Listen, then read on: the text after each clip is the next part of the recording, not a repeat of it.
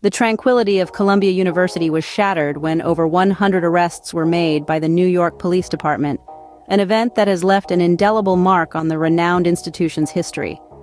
It all began with a wave of pro-Palestinian student protests, which were part of a larger anti-war movement sparked by events in Gaza. These demonstrations rippled across U.S. campuses, reaching a crescendo at Columbia University.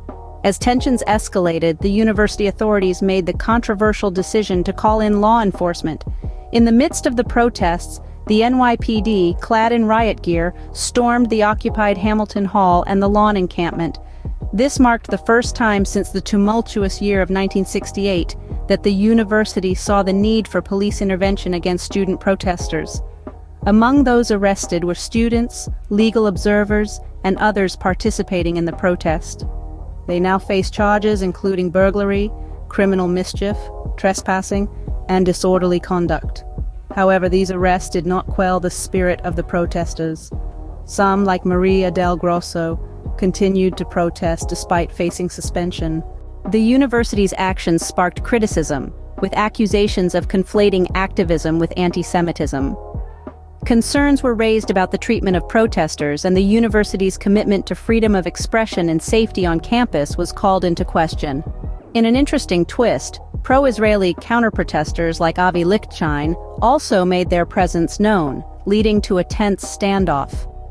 The university's response, dismantling the encampment and suspending students, was met with backlash. The situation drew the attention of national figures, with Representative Ilhan Omar's daughter among those suspended. The events at Columbia University were not isolated. Similar protests and clashes between pro-Palestinian and pro-Israeli protesters occurred at UCLA and other universities across the country. Some institutions managed to reach agreements with protesters, while others, like Columbia University, faced police intervention. In the aftermath, faculty and students rallied in support of the protesters, organizing events and discussions to address the underlying issues. The Columbia University community now faces external threats and divisive forces, but the spirit of academic freedom and reasoned dialogue continues to prevail. In summary, the recent events at Columbia University have left a profound impact. The arrests of over 100 protesters, the involvement of the NYPD, and the subsequent criticism faced by the university administration have ignited a nationwide conversation about freedom of expression, safety on campuses, and the role of universities in political activism. These events serve as a potent reminder that universities are not just centers of academic learning, but also vibrant arenas of social and political discourse. As the dust settles, one thing remains clear.